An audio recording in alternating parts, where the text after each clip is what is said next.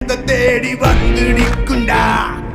எல்லாம் முடிஞ்ச பின்ன எரிய போறோம் புதைய போற சொர்க்க நரகம் போனதுக்கு சாட்சி இல்லடா.